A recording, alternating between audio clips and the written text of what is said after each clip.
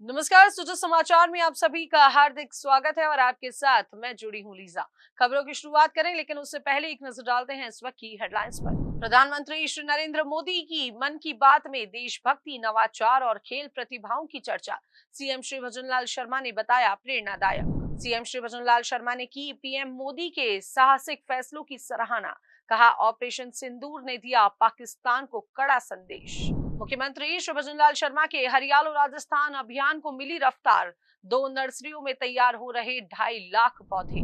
राजस्थान में शुरू होगा विकसित कृषि संकल्प अभियान। मुख्यमंत्री श्री भजनलाल शर्मा की दूरदर्शी पहल से किसानों को मिलेगा आधुनिक तकनीक का लाभ। चलिए बात करते हैं खबरों पर विस्तार से। प्रधानमंत्री श्री नरेंद्र मोदी ने मन की बात कार्यक्रम के 122वें संस्करण में देशवासियों को संबोधित किया। मुख्यमंत्री श्री भजनलाल शर्मा ने नई दिल्ली प्रवास के दौरान होटल अशोका में इस कार्यक्रम को सुना और प्रधानमंत्री के संदेश को प्रेरणादायक बताया। प्रधानमंत्री श्री नरेंद्र मोदी ने अपने मासिक कार्यक्रम में देश की विविध प्रतिभाओं और नवाचारों का उल्लेख करते हुए गिर के जंगलों में शेरों की बढ़ती संख्या और वन्यजीव संरक्षण के प्रयासों की सराहना की।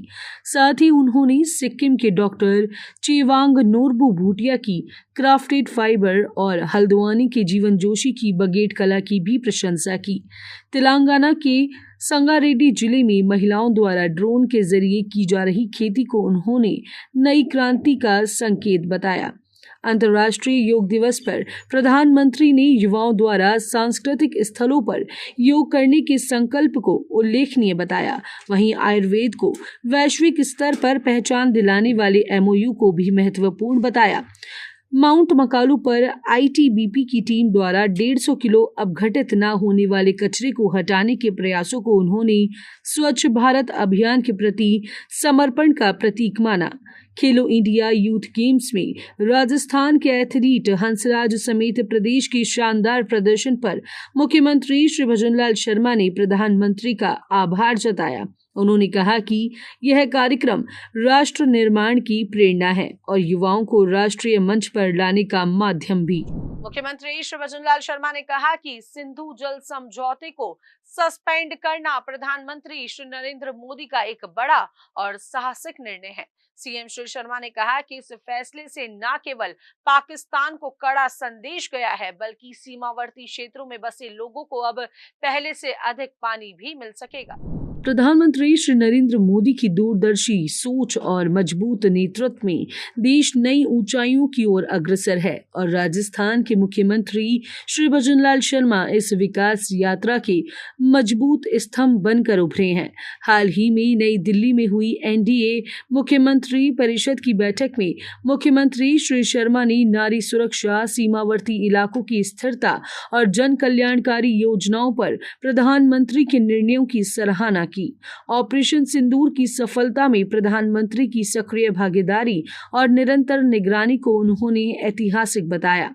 सीएम श्री शर्मा ने बताया कि बीकानेर में प्रधानमंत्री श्री नरेंद्र मोदी की विशाल जनसभा ने प्रदेशवासियों को नई ऊर्जा दी है। सीमावर्ती क्षेत्रों के लोगों में विश्वास और भरोसा अब और भी प्रबल हुआ है।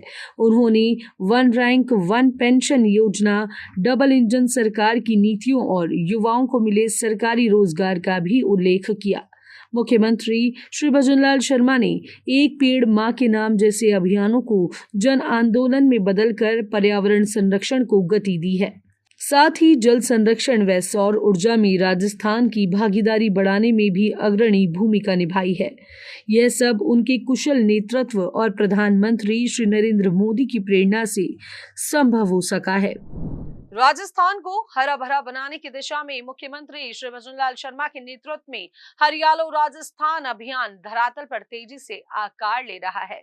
इसी अभियान की एक प्रमुख योजना मुख्यमंत्री वृक्षारोपण महाअभियान एक पेड़ मां के नाम अब पर्वतसर क्षेत्र में भी असर दिखाने लगी है। यहाँ वन विभाग द्वारा 2 प्रमुख नर्सरियां खुड़ियास और रोहिंडी में करीब 2.5 लाख से अधिक पौधे तैयार किए जा रहे हैं, जिनका रोपण कार्य मानसून मानसून की पहली बारिश के साथ शुरू किया जाएगा। वन रेंजर श्री भंवर सिंह राजावत ने बताया कि पर्वतसर क्षेत्र के खुड़ियास में इस बार पहली बार नर्सरी स्थापित की गई है, जहां करीब 1 लाख पौधे तैयार हो रहे हैं। वहीं रोहिंडी नर्सरी में 1.5 लाख से अधिक पौधों का उत्पादन किया जा रहा है।